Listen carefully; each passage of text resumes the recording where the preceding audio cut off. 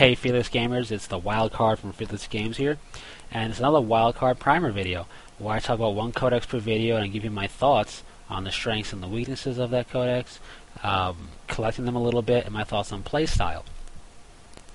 So, talking about the Necrons here, because I chose them for Legends of War, and we're doing 40k for Legends of War because it's 6th edition and everything, and this is the army I chose, so I've been looking at them a lot, and they're fresh in my mind. So let's jump right into it. Necrons are basically robotic undead in space, is what a lot of people would describe them to you as. And it's kind of a pretty decent, quick nutshell descriptor. But let's go by strengths and weaknesses here. First up for strength, shooting. Necrons are some of the best shooters in the business, and that's pretty much almost a fact. They have Gauss, or Gauss, depending on how you want to say it, weaponry, which is a great firepower weapon, on top of being really good at dealing with vehicles because of the special rule it has. And then you have Tesla weaponry, which is another good firepower weapon that has rules or special rule that lets it deal very well with hordes. So, the fact that both are prevalent throughout the entire army is very nice.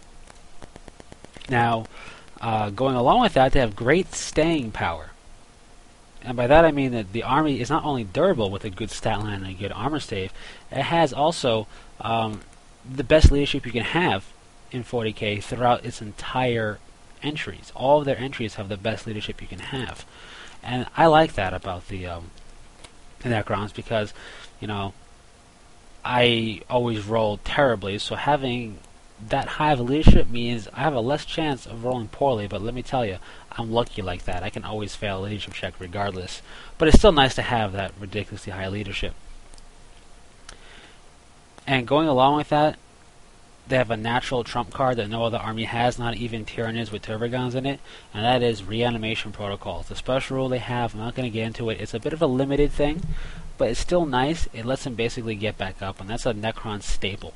And that means they have a natural advantage in wars of attrition. Still may not be the best thing to get into with an army, let's say 4 times your size, if you're a Necron player, but it gives you a natural advantage should the battle kind of swing towards that.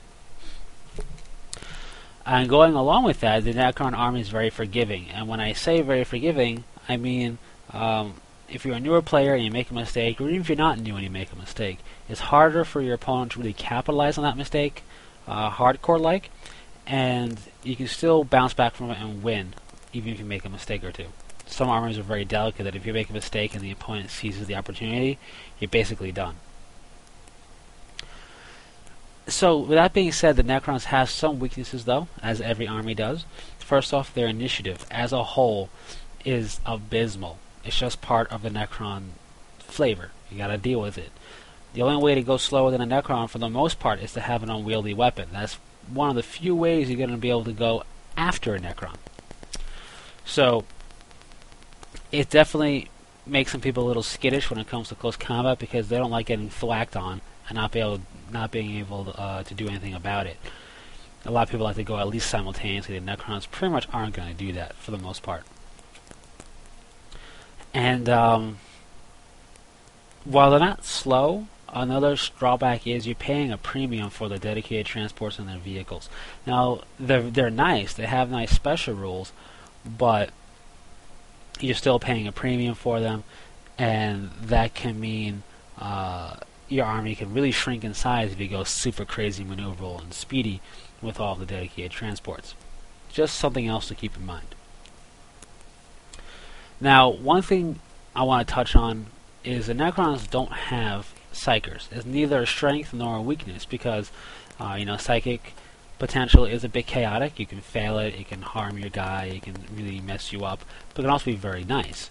And the Necrons don't have that at all. They're one of the few codices that don't have any psychic presence. And because of that, obviously they lack the best defense to a Psyker, which is another Psyker, but that's okay. The Necrons make up for it by having a different way of getting that toolbox out of their army. And that's really what a Psyker is a toolbox to help you out. The Necrons do that with their technology, Again, a bit of a fluff thing real quick. They're one of the oldest races in the galaxy, but still the most advanced technology. And with that, is really the cryptechs are kind of like their replacement psychers in a way, because it's through their upgrades you can get them, and the technology that they can get, as well as the technology that some overlords can have and everything. And as well as the technology throughout the entire codex, it's through all this tech that the Necrons almost appear like magic sometimes. And it's with all this tech that you get your toolbox.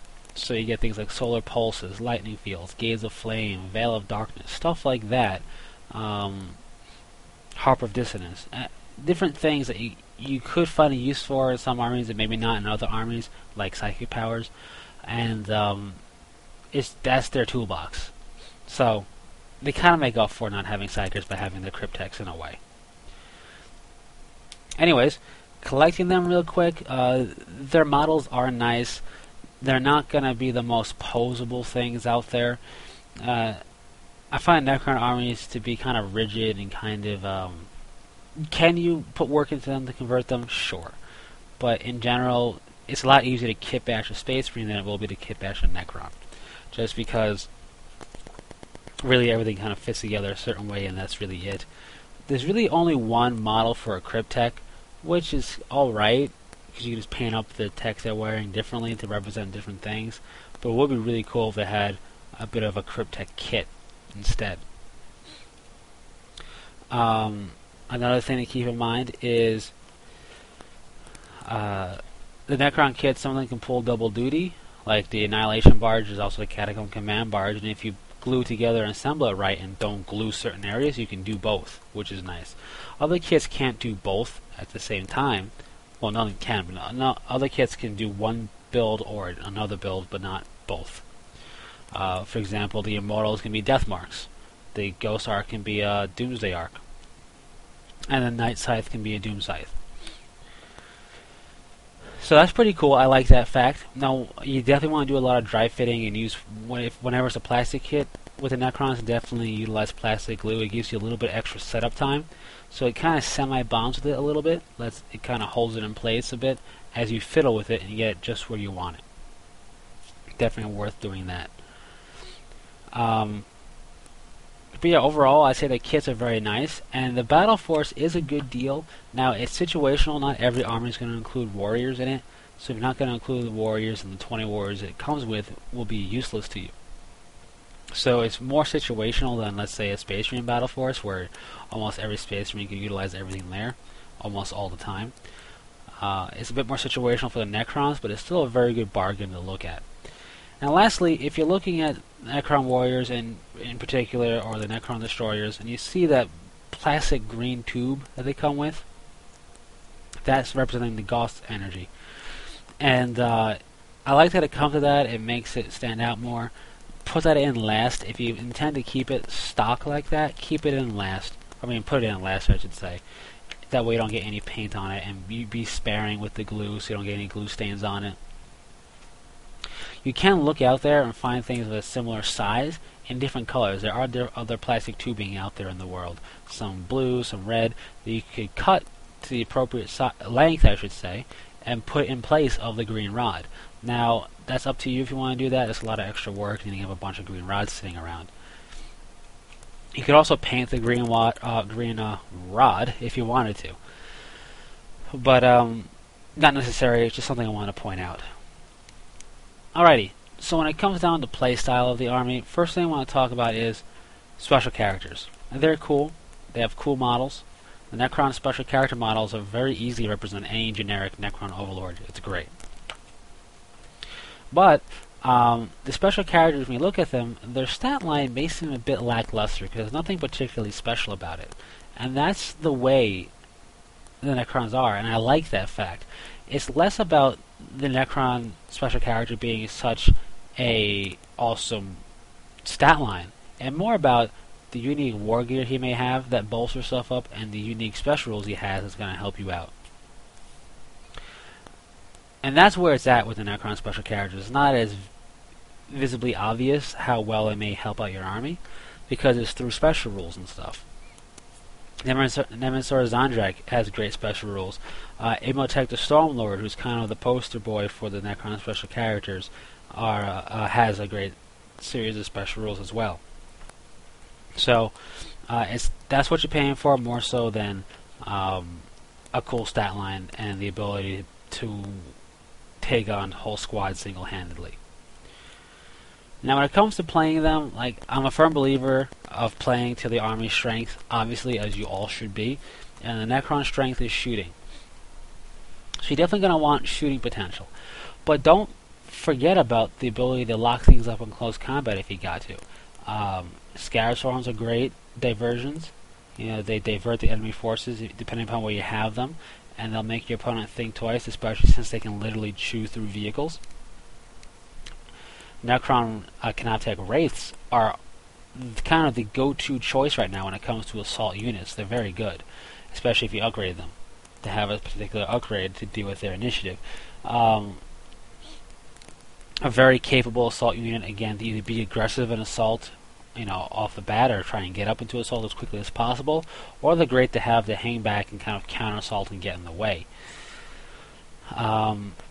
Always good things to think about when you're shooting is because remember, if you're locked in assault, you can't shoot that squad. So you have to think about, do I want to get into assault with this shooting heavy army, or do I want to kind of hang back and do assault as a cleanup, or if they get too close. Another cool thing to think about is the Triox Stalker. Now the Triox Stalker is a walker, and it can have some pretty cool weapons on it. It only can carry one shooting weapon, which, you know, isn't that cool, but the choices it has are pretty cool. And it's a great thing in a pinch, because being a walker, it has a weapon skill so you can lock it in close combat to throw against your opponent, depending upon what they have to deal with vehicles.